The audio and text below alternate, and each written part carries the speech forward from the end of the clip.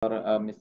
Oke, terima kasih. Kalau luar biasa ya. Memang tadi out of Sama-sama. the box itu pengalaman gitu ya. Tadi memang karena mungkin ya karena orang sosial ya, orang sosial kemudian juga Ya, bisa betul. biasa bergaul, ngobrol sehingga kemudian tadi risetnya itu sudah pakai etnografi itu ya, sudah Eh, mendalam dan tahu persis gitu karena memang ketahuan sehari-hari gitu ya. Ya, betul sih kalau tadi pertanyaan why-nya itu memang dalam artian dalam tanda petik itu tidak usah ditanyakan, tapi ternyata memang fenomena di masyarakat itu ada.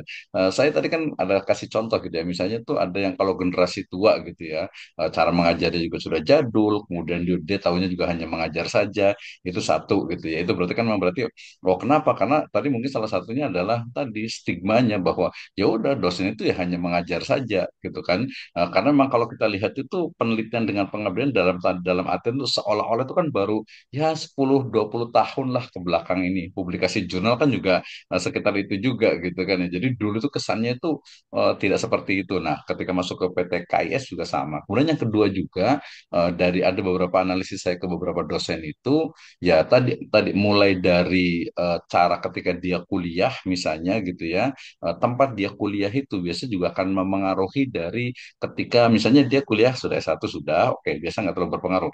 Kemudian ketika dia sudah kuliah S2, kalau S2 kan rata jadi dosen. Nah, keseriusan, kemudian juga manajemen sistem yang ada di kampus ketika dia kuliah S2 biasa juga akan menentukan cara berpikir dia. Kalau dia sudah biasa bikin jurnal, sudah biasa buat misalnya tuh tulisan, buku, pelatihan dan sebagainya, dia akan terbentuk tuh. Sebenarnya S1 juga sama tadi sebenarnya sih, tapi ini kan kita menjadi dosen sehingga kemudian akhirnya ketika jadi dosen ya udah taunya itu mengajar seperti dia diajar oleh dosen dia sebelumnya.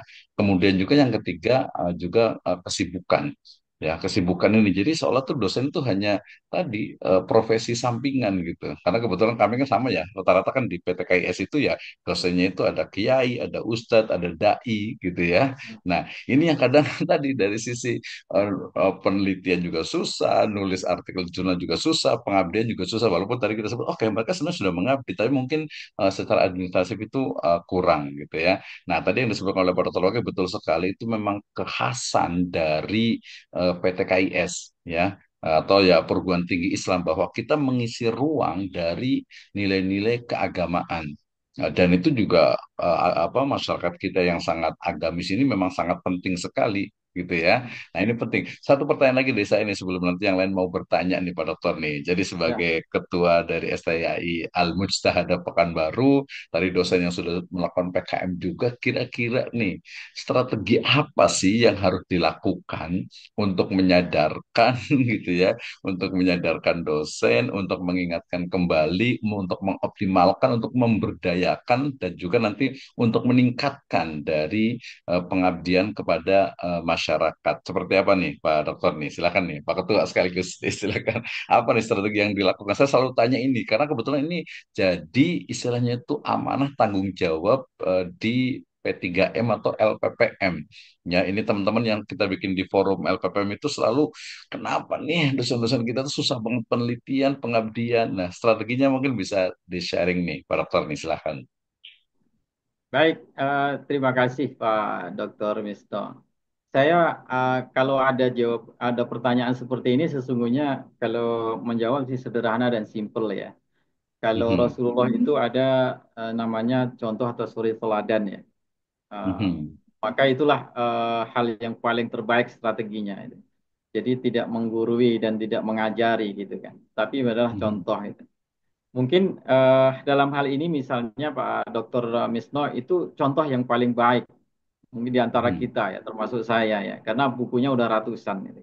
Tulisannya juga sudah luar biasa ini.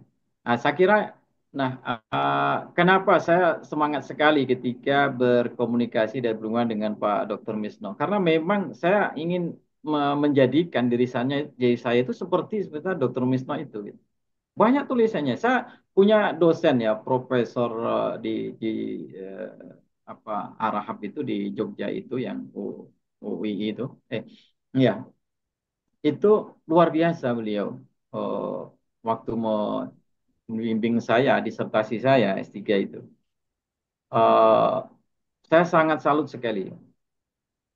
Saya bisa juga menulis ya, dan disertasi dengan mudah itu juga bimbingan tulisan-tulisan beliau yang luar biasa. Pertama adalah banyakin baca. Hmm. banyakin baca. Kalau mau hebat menulis ya banyakin baca. Kalau mau banyak mengabdi ya banyakin mengabdi. Terjun ke Hmm. masyarakat. Jangan parlente terus gayanya gitu. Jangan bajunya aja dibaikin gitu kan, atau sepatunya yang dibagusin gitu kan, atau mobilnya atau kendaraannya yang dibagusi gitu kan. Tapi lihat itu ke masyarakat tuh, gaul dengan mereka, bersama-sama dengan mereka itu. Culun-culun nggak apa-apa lah, dosen culun juga ada masalah kok, ya kan? Hmm. Tidak akan mengurangi kewibawaan sebagai seorang dosen. Saya di kampung itu, di rumah itu dipanggil Ustadz. Jadi kalau saya sudah ini mau saya kan main catur Ustadz juga. Saya kadang-kadang nggak enak. Itu Pak Dokter Islam. Saya itu Ustadz, tapi ketika main catur Ustadz juga dipanggilnya. Nggak hilang gitu. Nggak menurunkan wibawa. Bahkan di dalam pergaulan pertemanan itu ada datang pertanyaan-pertanyaan, apakah itu pertanyaan tentang keluarga, tentang anak, bagaimana sekolah, dan lain sebagainya. Termasuk adalah rumah tangga, keluarga. Itu ada pertanyaan-pertanyaan itu. Termasuk bagaimana agama, sholat yang baik, dan segala macamnya. Manfaatnya sudah luar biasa. Maka ketika ini menjadi penulis, maka banyak nulis, membaca. Lalu ketika kita ingin jadi pengabdi masyarakat yang betul-betul menunjukkan diri kita, ya turunlah, bergaullah. Jangan parlente juga, jangan malu-malu, jangan kemudian jaim kalau kata orang dulu ya. Jaim sekarang agak Jaim, ya. susah juga ya, limit ya. Hmm. Jaim gitu. Nah, bebas saja gitu. Itu yang menarik sesungguhnya. Lalu kemudian tentu saja kalau contoh kan ibda bin nafsih ya. Lalu kemudian kalau Hmm. apa mau melakukan apa kita itu maka perbanyaklah melakukan itu, maka itulah lakukan. Jadi lakukan saja dan lakukan saja. Saya kira doing itu memang resep yang paling mujarab untuk bagaimana kita bisa melakukan sesuatu dalam kehidupan kita, termasuk dalam akademik kita. Kalau kita tidak pernah berbuat, tidak pernah melakukan sesuatu, bagaimana kita akan punya pengalaman untuk salah? Gitu. Bagaimana kita punya pengalaman untuk berhasil, untuk benar. Nah, saya kebetulan kalau mau cerita itu, begini Bapak-Bapak Ibu sekalian. Saya dulu kan eh, besarnya di Jawa, lalu kemudian tamat SD Jawa. Setelah tamat SD saya tidak sekolah. Sampai kemudian 6 tahun lebih saya tidak sekolah. Saya mengembala sapi, saya motong getah sama orang tua diajarin begitu.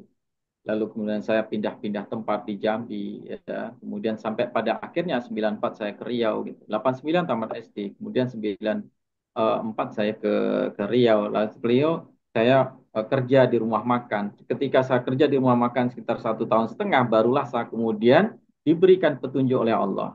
Disuruh sekolah saya oleh Allah. Maka saya sekolah. Tanpa saya kasih tahu ibu saya, orang tua saya sekolah. Saya sekolah di pondok pesantren, saya sambil bekerja. Lalu kemudian saya udah usia 20 tahun itu, hampir 20 tahun baru masuk MTS atau pondok atau sekolah. Tamat MTS atau SMP itu saya umurnya udah 21 tahun.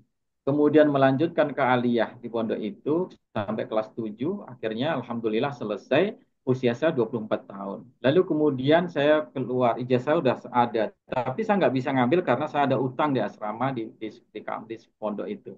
Lalu apa yang saya lakukan? Saya bekerja, cari uang dulu untuk mengambil